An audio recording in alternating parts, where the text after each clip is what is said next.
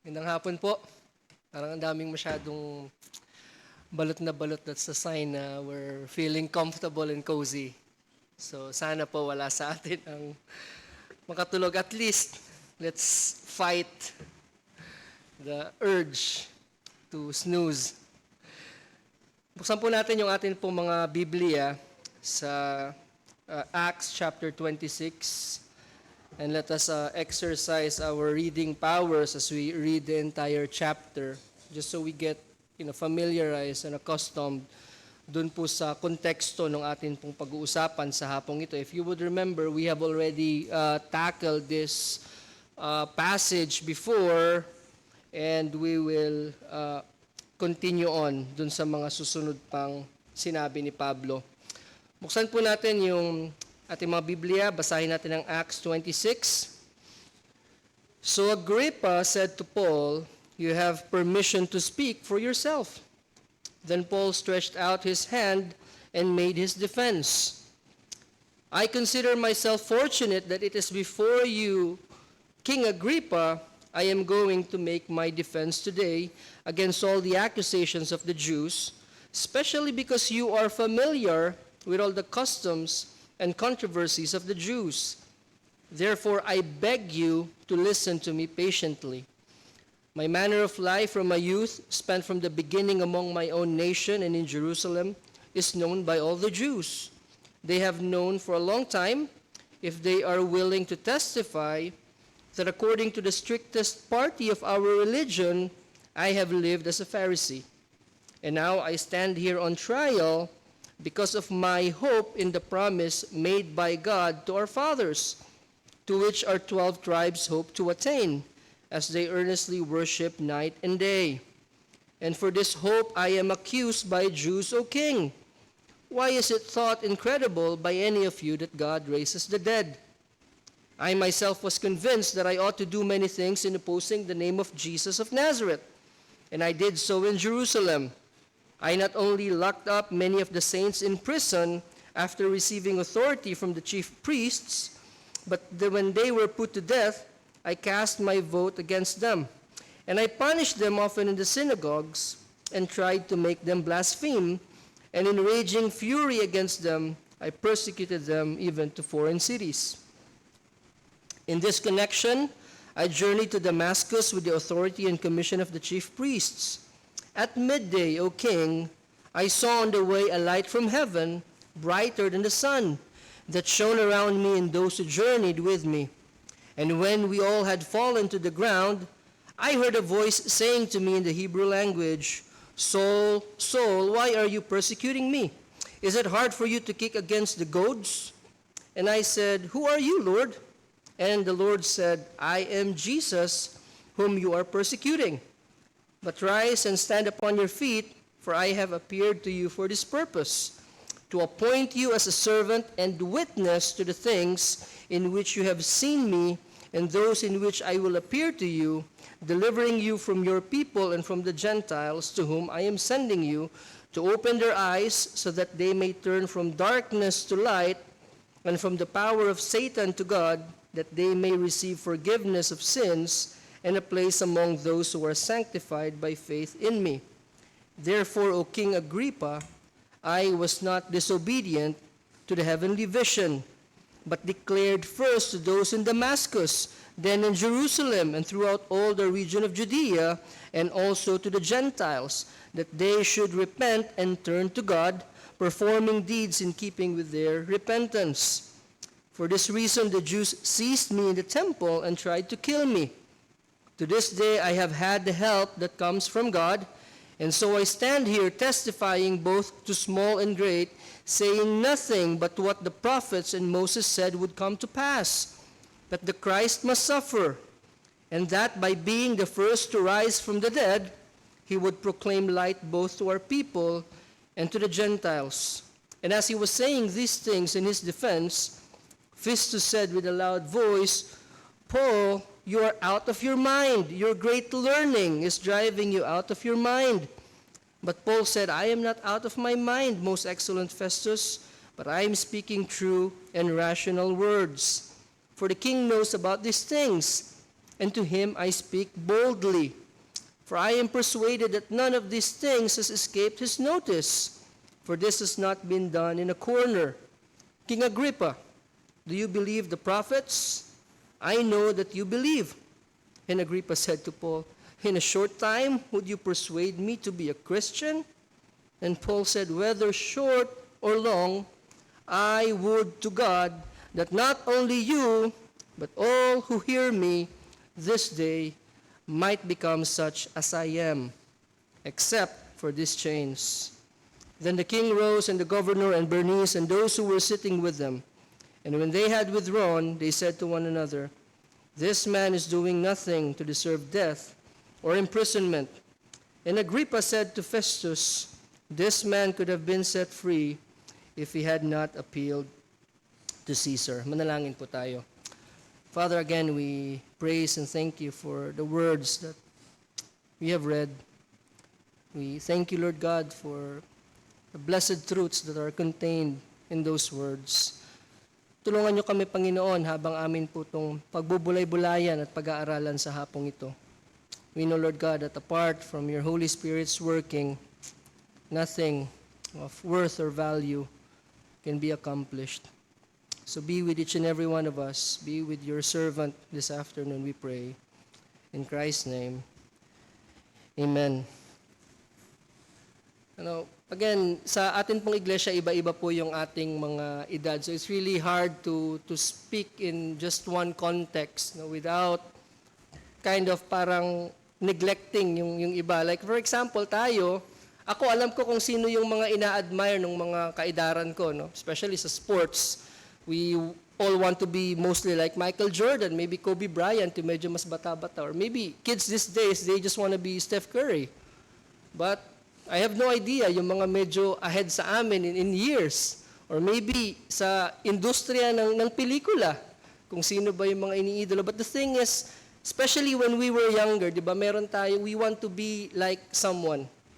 We try to be like that someone that we admire. Sino kaya, kung naisip nyo ngayon, growing up, sino ba yung pilit natin ginagaya? Whether hairstyle, or maybe yung pananamit, even yung pananalita, especially yung mga teenagers. If you would notice teenagers, they try to be someone else except themselves, when in fact, ang sinasabi nila, I'm just trying to be me. So it's ironic. But the question that I want to pose this afternoon is, have you ever really desired that others be like you? Be as you are. Now, if you remember the last time na nandito po tayo sa passage dito, we studied or we looked at the two different responses by Festus and Agrippa. Yung kanila pong iba't ibang taging tugon doon sa ebanghelyo na ipinangaral o ipinahayag ni Pablo.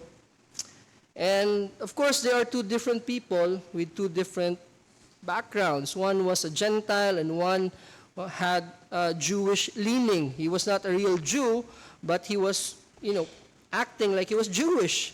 And both of their responses, yung kanila pong mga naging tugon, will eventually lead to tragedy. Isa pong trahedya yung kanilang naging tugon because they both rejected the message of Paul. But this afternoon, gusto ko pong ituon yung atin pong mga pansin, yung atin pong focus and attention to Paul's response, or rather his statement to Agrippa.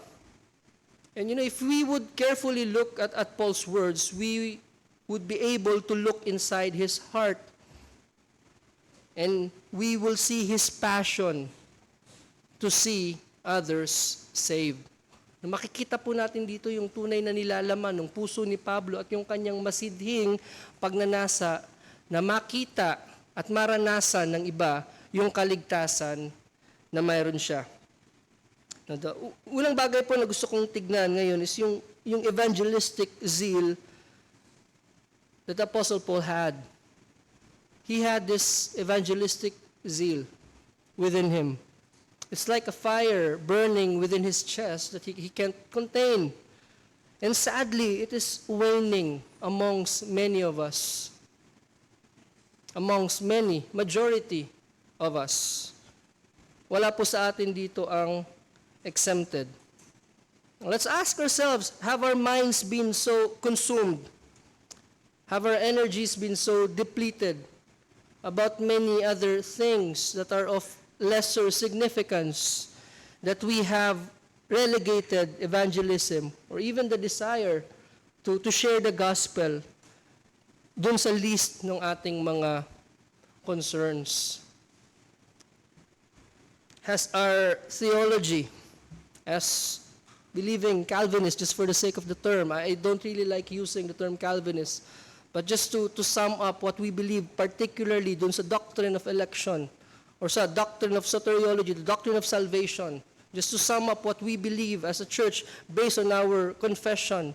Calvinist is the one word to define yung ating soteriology. Calvinism. Has it eaten up all the zeal that is within us? Have we been so afraid to sound like an Arminian pagdating sa ating pagpapahayag ng ebanghelyo sa ibang tao? Do we try to be a Calvinist in our dealings with others, particularly in our sharing of the gospel?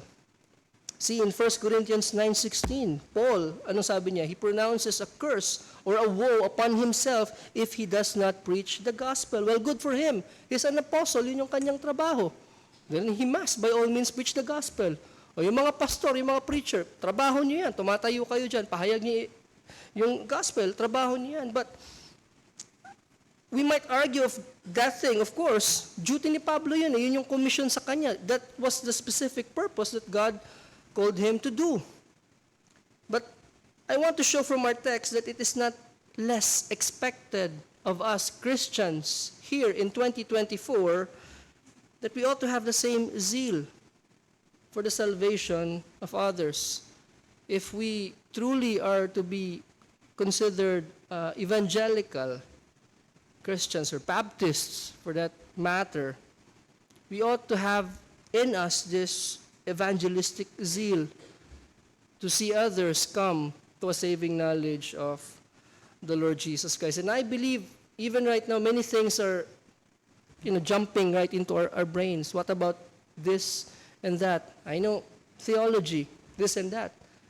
But hindi kami nag-usap ni Brother Giro, but it's a good primer that we make the first things, the priority, we make it as the priority. The gospel is of first importance sa ating buhay bilang mananampalataya at bilang iglesia. It is the message that saves.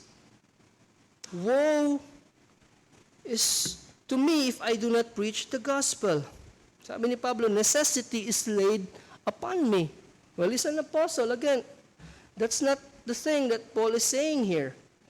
It is obvious dun sa mga liham ni Pablo at dun sa mga missionary exploits niya na inilahad ni Lucas doon sa book of Acts, that Paul had a fervent desire not just to preach, but to actually see sinners turn from their sins and turn to our Lord Jesus Christ. And paano ba nagsimula yun? Sinabi dun sa ating binasa kanina, it began as an act of obedience to what? To the heavenly vision in which the Lord Jesus Himself commissioned o sinugo siya mismo ng Panginoong Hesus para maging saksi at maging kasangkapan para sa kaligtasan ng mga Hudyo at mga Hentil. Verse 16 to 19, but rise, this is the Lord Jesus Christ commanding him, but rise and stand upon your feet, for I have appeared to you for this purpose, to appoint you as a servant and the witness to the things in which you have seen me, and those in which I will appear to you, delivering you from your people and from the Gentiles to whom I am sending you, to open their eyes so that they may turn from darkness to light, and from the power of Satan to God, that they may receive forgiveness of sins and a place among those who are sanctified by faith in me.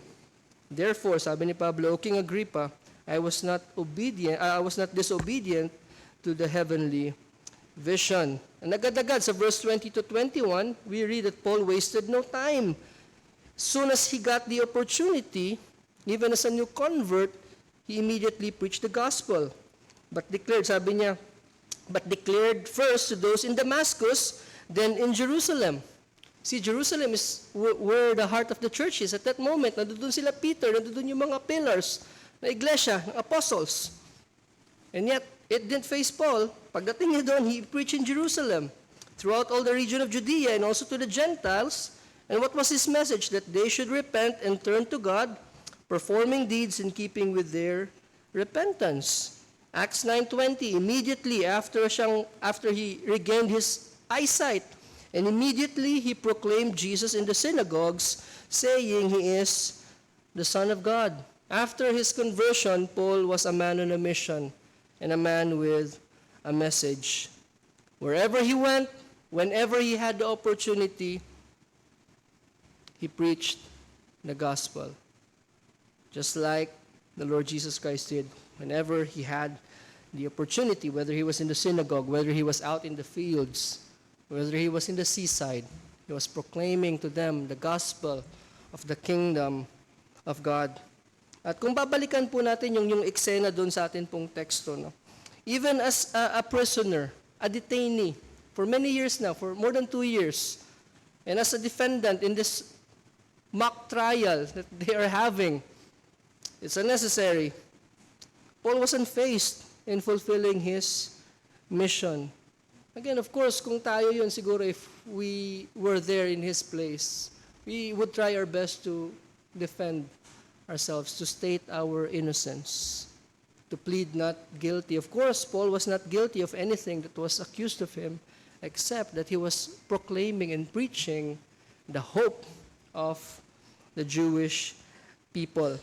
No? In fact, kung babasahin lang po natin yung salita o yung salaysay ni Pablo, yung kanyang speech, without knowing or disregarding the background, we would think that he was just going about his normal evangelistic proclamation.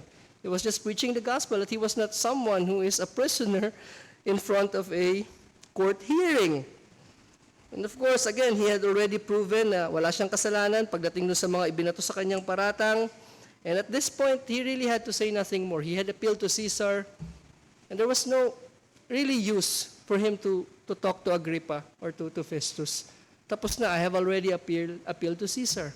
So pwede na lang niyang hintayin na makarating doon sa Rome and state his case to Caesar. But he had an opportunity. He had an opportunity. Humanly speaking, of course, si Pablo, isa siyang biktima ng corrupt political landscape nung kanyang panahon. There was corruption at its finest. Rome was known for its political turmoils, internal problems, rocked the Roman Empire until it collapsed. However, looking from God's perspective, he was right where God wanted him to be, and we know he believed it to be that so. Basahin niyo yung kanyang mga liham patungkol kung paano niya tinitignan yung kanyang pagkakulong. How he views himself as a prisoner of the Lord Jesus Christ. That neither his chains can be a hindrance to the gospel.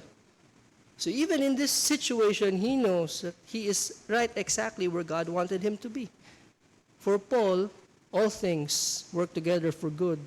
To them that love God, to them who are called according to his purpose. And as it's typical of Paul, he turned this quote-unquote unfortunate event into a gospel opportunity. He even said, it's fortunate that I'm speaking to you, O King Agrippa.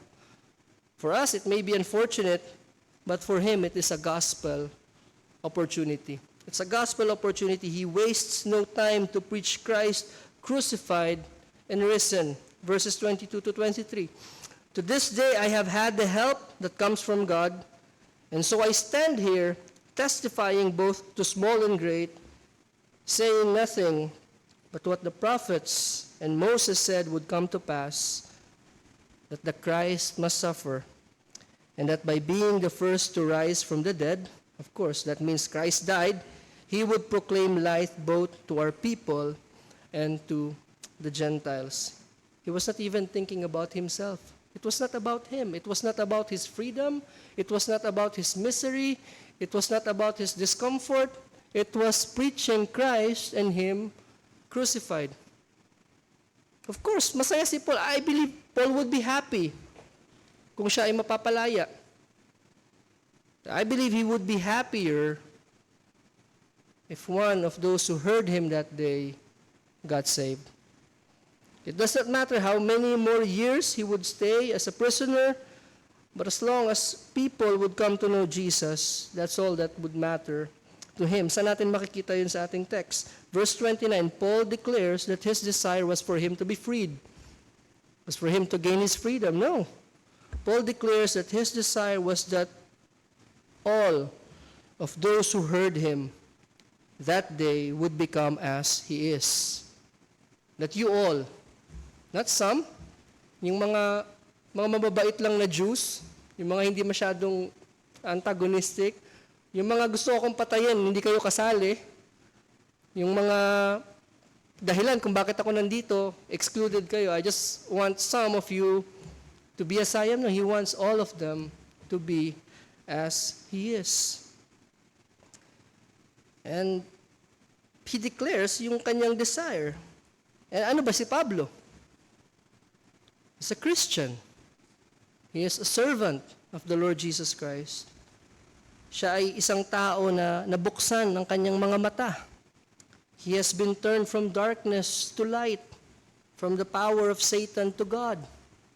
He is someone who has been forgiven and is being sanctified. That's verse 18 nung ating binasa kanina. That's who Paul is. And that's what he desired for them to be, as he is. A forgiven sinner now living for the Lord Jesus Christ. But he knows na yung kanyang desire would only materialize or could only happen if the gospel, of course, is preached to them. Now, without the preaching of the gospel, walang salvation. Now, how can they believe if they have not heard? And how can they hear without a preacher? And sino ba yung nasa best position sa panahon na yon para ihayag sa kanila yung ebanghelyo? Walang iba kundi siya. He did not ask for backup. He did not call for help. He was not praying that the Lord would send others for these people. He was there, right there in that moment. There he was given a platform. He had a platform. He was given permission to speak by the King Agrippa. Okay, you can speak, Paul. And he did not waste the opportunity. He used the platform that was given him at that moment for the gospel. And have you ever considered na lahat tayo, mga mananampalataya, we are all given platforms by God? We all have God-given platforms. I'm not saying na yung platform sa YouTube or sa Facebook para mag-vlog. No, not that kind of platform. Whether you are a parent, meron kang platform, binigyan ka ng authority, binigyan ka ng stewardship ng Panginoon para sa iyong mga anak. Whether you are a child, isa kang anak na may mga magulang na hindi pa mananampalataya, you're also given a platform. As a child, you can talk to your mother or father in such a way that no other person can. You know your mother or father in such a way that none of us do. Whether you are a boss, meron kang mga tao na under you, hindi man ikaw CEO or ano man dyan, COO, maybe you're just a supervisor or a manager, but you lead people, TL ka, may mga tao na under sa iyo, maybe you're just a plain employee, working a 9-to-5 job. We all have different platforms. And how we use it is a matter of stewardship. Whether you're a teacher, marami sa atin dito mga guro, or maybe you're a student. Of course, as a student, meron kang mga classmates, meron kang mga kaibigan. We are all placed there by God, and we all have the opportunity to use our platforms for the gospel. Each platform, of course, is distinct. Iba-iba yung ating mga pinagkalagyan ng Panginoon. Each opportunity and situation is unique. But there's only one gospel to proclaim, and there's only one gospel to live out. There's no other gospel. Isa lang yung ebanghelyo na dapat nating ipangaral at isa lang yung ebanghelyo na dapat nating ipakita sa ating pamumuhay. Now, how are we utilizing our platforms for the gospel? Are we wasting the opportunity? Especially as parents, magugulat ka na lang sa panahon, no, yung anak mo, ang saya-saya pang inaamoy-amoy mo yung paa, di ba? Ang cute. So darating yung panahon na parang maligo ka na. Hindi na, ano, di ba? Ganun na pagka medyo malalaki na. I mean, time flies by so fast. That's the point. No, time is parang dinadaya tayo ng oras. Hindi natin namamalayan. Lumilipas ang panahon, napakabilis ng panahon. And what we don't want is to look back at all of those years with the regret of how we wasted so much opportunity of, constantly bringing the gospel to them in every opportunity that God has given us. Going back to Paul, he took advantage of the situation and the opportunity to preach Christ to the audience. Now, technically, kanyang kinakausap primarily si Agrippa, but he was speaking in the hearing of everyone. He probably intentionally spoke with a very loud voice so that everyone could hear what he was saying. No, parang shotgun yung ginawa ni Pablo. Yung shotgun, hindi lang isang bala yun, maraming mga bulitas yun sa loob. May mga 12 na bulitas, so isang sabog nun, maraming matatama ang target, especially the farther the target is, the wider the hit of the shotgun will be. And he deliberately spoke with the intent not only to preach to Agrippa or to Festus, but to everyone who were there as well. He deliberately spoke so that everyone could hear. Of course, I get it. Hindi naman lahat sa atin dito is able to speak publicly upon the hearing of many. Not everyone can speak, can preach sa streets or to many audiences, but that's not the point. The point is, lahat tayo, bawat isa sa atin, we already have relationships. May mga kaibigan tayo, unless we're sociopaths. Meron tayong kaibigan. Meron tayong nakakausap na tao. Unless we're really introverts, extreme introverts na talagang hirap na hirap tayo makipag-usap sa tao. And even in that, kung ikaw'y mananampalataya, you can't help it, you can't avoid it. You have to talk to someone, you have to interact with someone. And those things in and of itself pose an opportunity for the gospel. But the question is whether we are able to speak eloquently, we are able to preach the gospel very clearly as others. The thing is, are we even praying? Na kahit papaano, gamitin tayo ng Panginoon para dalhin yung ebanghelyo sa iba. Are we even, desiring that? Are we even praying for an opportunity to be a conduit or a channel of the gospel? Whether it's a family gathering, mga reunions, or just a casual gathering, may birthday, and unbelievers would be coming, mga mahal natin sa buhay na di mananampalataya would be there, pamangkin, or pinsan, tito, tita. Are we making use of the opportunities that are presented before us? Or maybe yung pag-uusap lang sa cafeteria, sa trabaho, during break time, or sa school, habang nag-aantay ng professor, the next class. Instead of, just wondering, nasa na kaya yung professor, 2 minutes na lang, attendance na tayo. Why not make use of the chance na meron tayo? We have a close friend. Hindi man natin makausap lahat ng classmate natin, but of course, meron tayong iisa doon or dalawa na medyo close sa atin. Why not pray for an opportunity until God presents it before us? This can all be gospel opportunities. It can even be a husband or wife, a casual conversation. Talk about the gospel. Andiyan yung mga anak nyo, hayaan nyo sila, marinig nila yung pinag-uusapan nyo. Rehearse the gospel to yourself. Instead of just talking about, sometimes things na hindi naman talaga nagmamatter, hindi naman din naintindihan ng mga bata, mga usapang matanda. Why not talk about God and His salvation and His goodness? Why not do it deliberately upon the hearing of your children? Entertain them. Kung meron silang questions, let them see kung paano natin pinapahalagahan yung kaligtasan na meron tayo. And again, but we must start somewhere. No, of course, yung mga ganung bagay, it has to start somewhere. And I believe the right place to start is to first develop. Magkaroon muna tayo ng totoong sincere na desire na maligtas yung iba. Kasi madaling magsalita. May mga tao na kaya nilang magsalita. Kaya nilang ilahad yung mga detalye ng Ebanghelyo. And I have no problem. God can use even that. God can use even that. Some can eloquently lay out the gospel.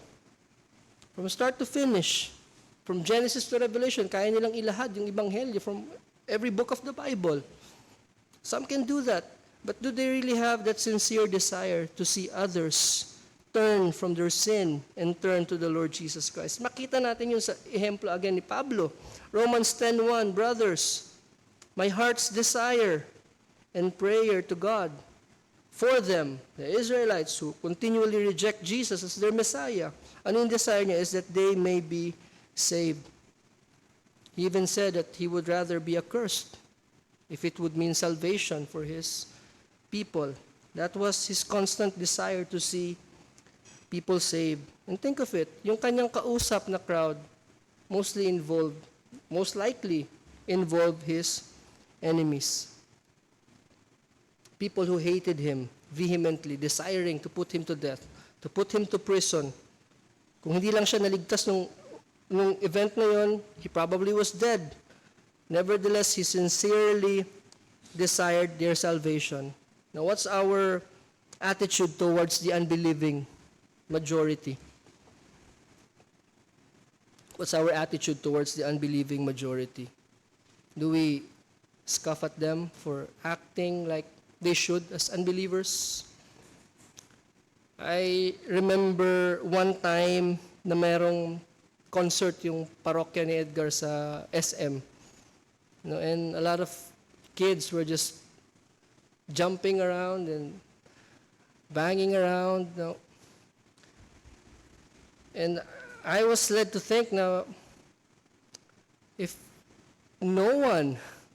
all of them do not know Christ, lahat ng ito ganito karami, konti pa yun, would all go to hell. I mean, do we even just have that desire? And of course, it starts with that desire.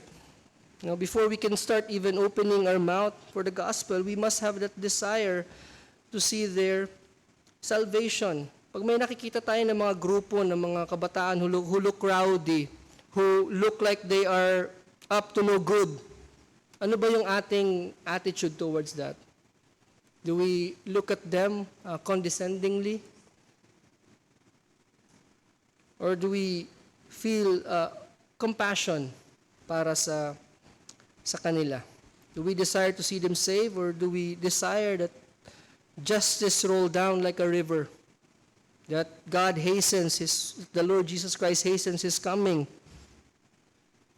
Or do we feel somehow, of course, alam natin hindi naman sa ating mga kamay yun eh. Alam natin yan, wala tayong problema doon. There's no argument. Alam natin na wala tayong magagawa mula sa ating sarili para sa kaligtasan nila. But it does not mean that we ought not to have the desire within us to see them saved. Otherwise, ano pang ginagawa natin dito as a church kung yun lang yung ginagawa natin? If we do not have that desire and zeal for evangelism.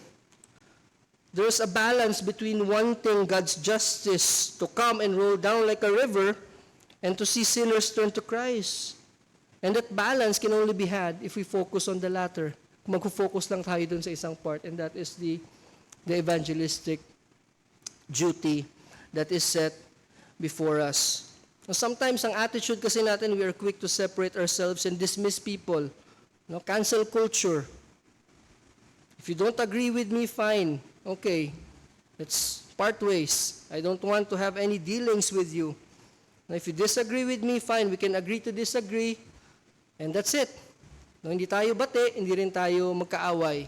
Ganun ba dapat yung attitude natin? Or I don't feel this person at all. I don't like him. I don't like her. And I know there are a lot of extremes. Pagdating sa evangelism, there are a lot of extremes na pwede nating pag-usapan. Now, we don't want to deal with those extremes. That's not the point here.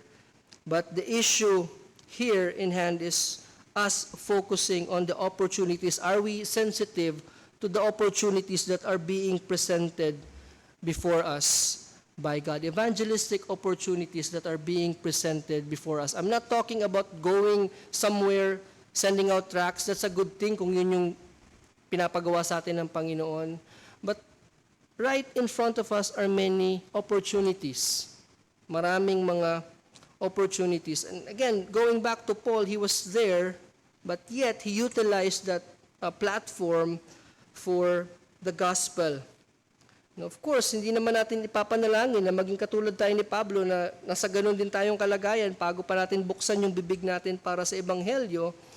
But what we ought to pray for is that we would have the same desire for the salvation of others. Start muna tayo doon sa mga tao na inilagay na ng Panginoon sa ating buhay.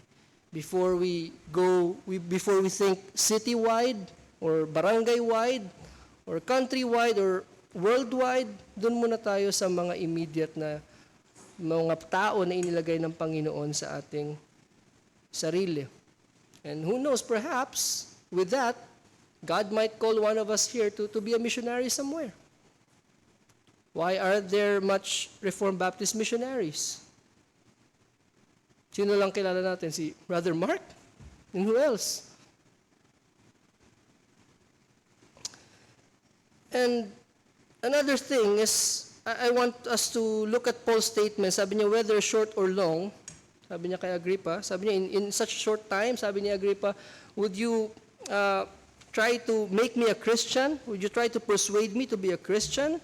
Sabi ni Pablo, whether short or long, I would to God, or I pray to God, that not only you, but also all who hear me this day might become such as I am. Of course, Agrippa was mocking Paul, telling it will take more than that. It will take more than one day for you to convince me.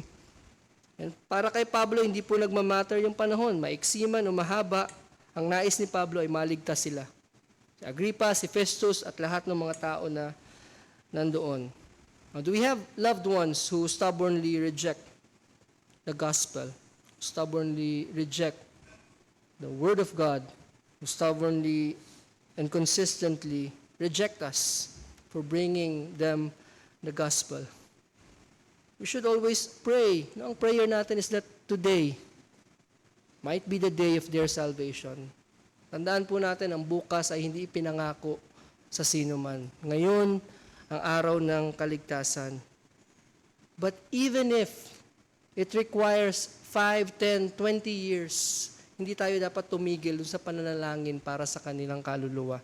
Hindi tayo dapat magsawa na idulog sa Panginoon yung kanilang mga kaluluwa because we know kung saan sila hahantong kung hindi nila masusumpungan ang kaligtasan na nasa ating Panginoon. Even if it takes 100 more sermons, even if it takes 100 more painful conversations, even if it takes 1,000 more pleadings with them, hindi tayo dapat dumating doon sa point na I've given up. Pinasa Diyos ko na lang. No, wala sa ating kamay. Yes, pinapasa Diyos natin, pero that doesn't mean that we do not plead with them to be reconciled to God. That is part of the Christian paradox. Salvation belongs to the Lord, and yet we plead with them. We present to them. We invite them. We call them.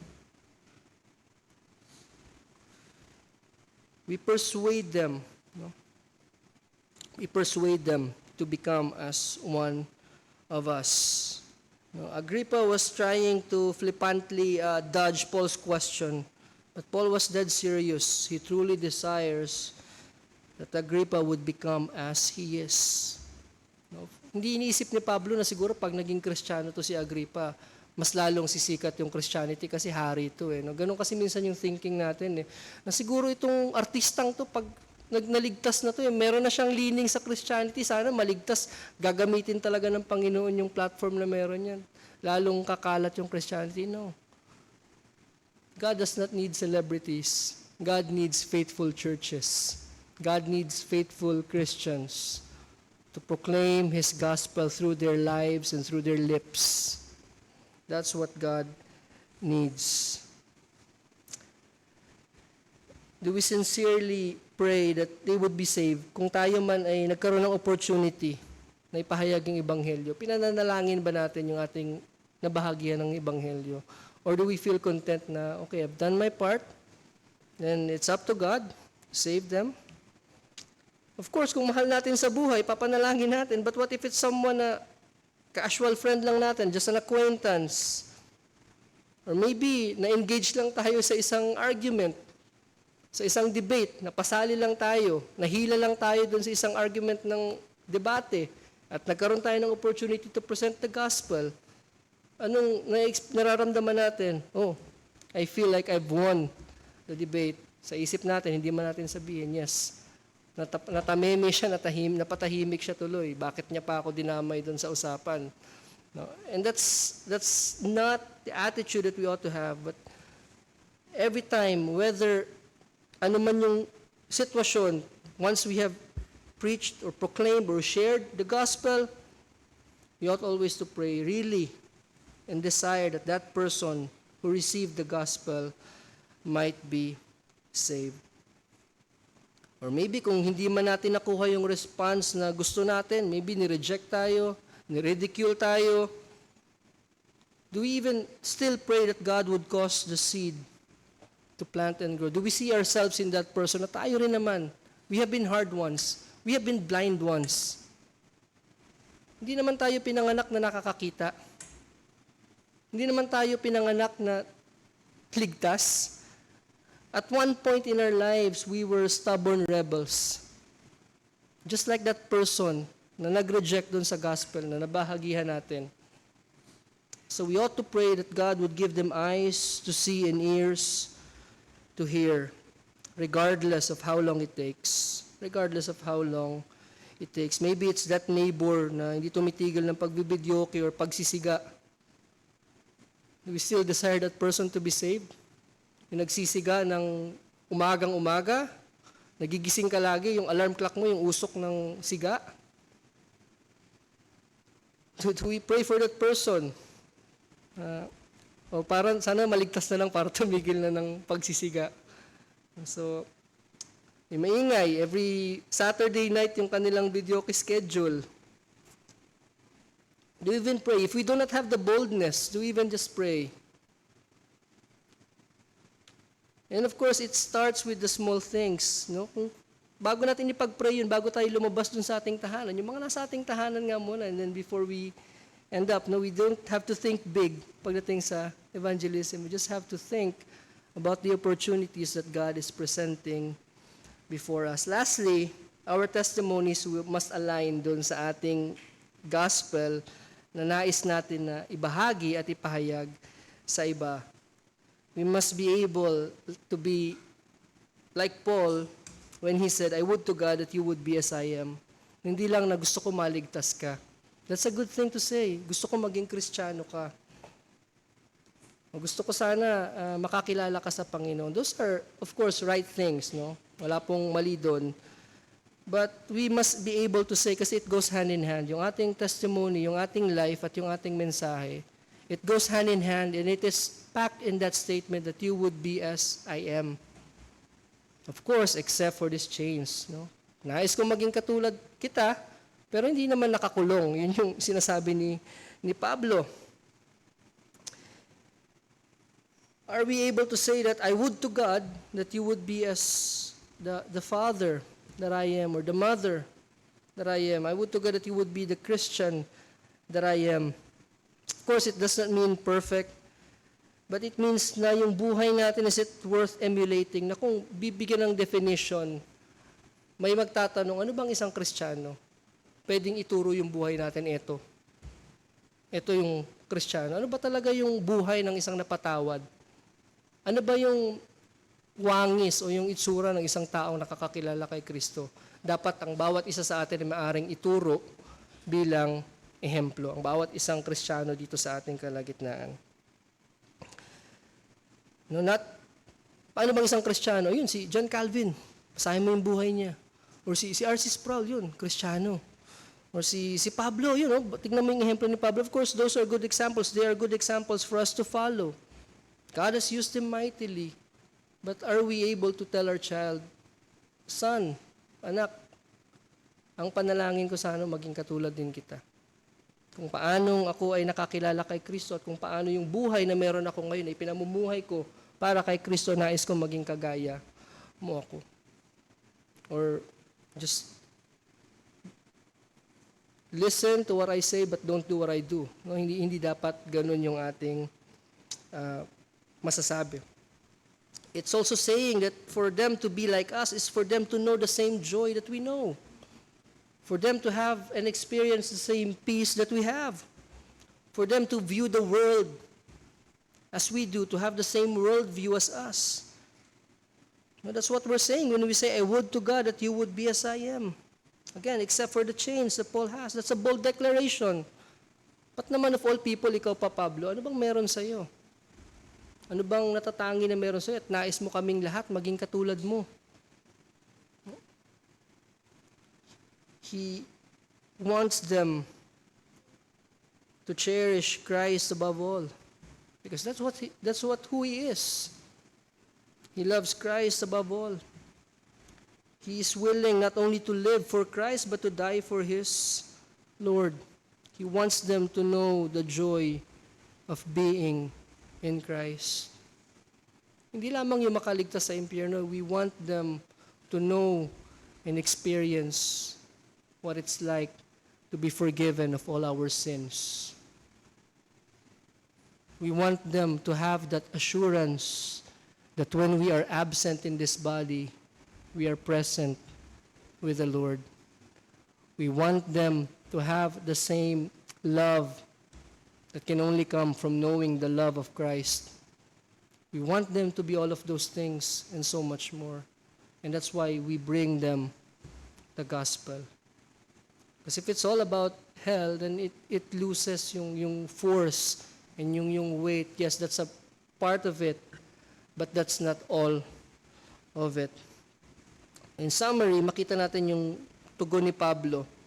It had a very evangelistic flavor and zeal that is packed into his response and in his statement.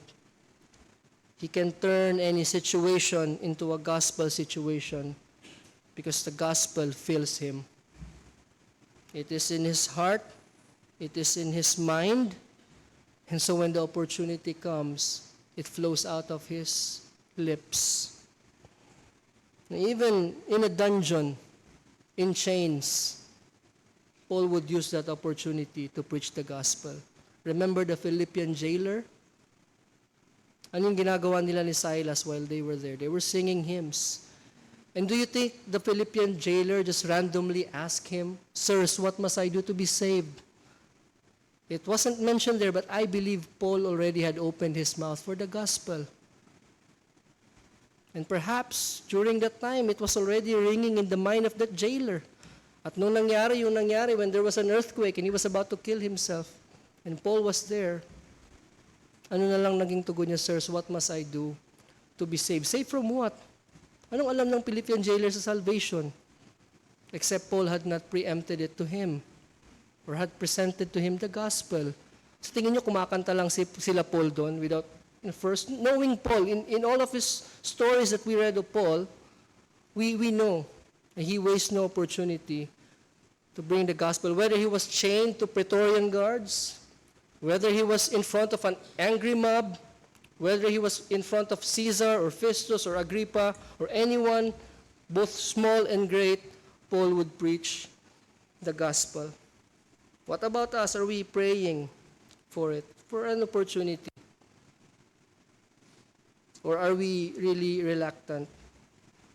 Ano ba yung starting point? We should just always walk closely with the Lord. As we walk closely to the Lord, we become more sensitive doon sa mga opportunities na Kanyang binubuksan sa atin. At kung namumutawi yung Ebanghelyo sa ating puso at isipan, it's no wonder if it comes out of our mouth. Remember when you watch a really good movie that has affected your entire being, na kahit tapos na yung palabas, pag nanood kayo ng sine ng kaibigan mo, pag pauwi ninyo, yung pa rin yung pinag-uusapan nyo, parehas nyo naman napanood. Okay? It's the same thing when we are so filled with the gospel, the glories of the gospel of the Lord Jesus Christ. If we are walking, and we can only do this, we can only live a life worthy of the gospel by the grace of God. And I hope na yung ating evangelistic batteries have been recharged by looking at the example of Paul, the servant, the prisoner of the Lord Jesus Christ. Now, let me just talk quickly doon sa mga wala pa kay Kristo. Ang Kristo na aming pinapangaral, ang Kristo na aming ipinapahayag ay ang Kristo, the Christ who makes all things new. The Christ who makes all things new. We have all been made new creatures here. We are no longer our old selves. Yes, we may see vestiges of the old us as we continue to struggle, but we have been made new. We have been renewed by Christ. You know, He lived the perfect life that you and I could never live. God demands perfection, and Christ lived His life perfectly, and that perfection can be given to us through repentance and faith. He paid the death penalty that none of us can ever pay. Even if we spend 1 billion years in eternity, try nyo i-Google, no, yung $1 million sa $1 billion kung gaano kalaki yung difference. Yung picture, if we want to have a vision. And even if it's just one eternity, we are not able to process that in our minds.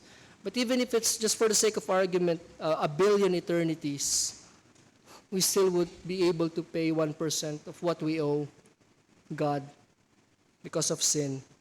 But Christ has paid it all. Jesus paid it all. He's offering His robes of righteousness in exchange for our filthy rags, for our filthy garments. We do not have to face God wearing our old garments stained with sin. Because of Him, pag humarap tayo sa Panginoon, we just have exactly what He requires. Perfect righteousness, not our own, but the righteousness of Christ imputed to us through faith in Him. And of course, we never claim to be perfect or better than anyone. We are just constantly being changed and renewed. And by the grace of God, we are moving towards the right direction. Na bawat araw na aming pinapamuhay is closer to being eternally with our Lord and Savior who loved us and gave Himself for us. And I hope each day we get more excited to be with the Lord. More than just being in heaven, more than just knowing all the things that we know, we have that strong desire to see Him face to face. And when we do, we shall be changed and we shall be like Him, for we shall see Him as He is. But right now, at the moment, we love Him, though we have not seen Him. And we desire that you too would be as we are, in our desire, in our pursuit, and in our dependence upon God. Come to Jesus. He will forgive. He will save. Repent of your sins. Turn to Christ. He will forgive. Let's pray. Father, we ask that you would bless your word indeed. Help us, Lord, to put these things to heart and help us not to be just hearers but doers of your word. Purihin kayo, Panginoon, sa hapong ito sa pangalan ni Jesus. Amen.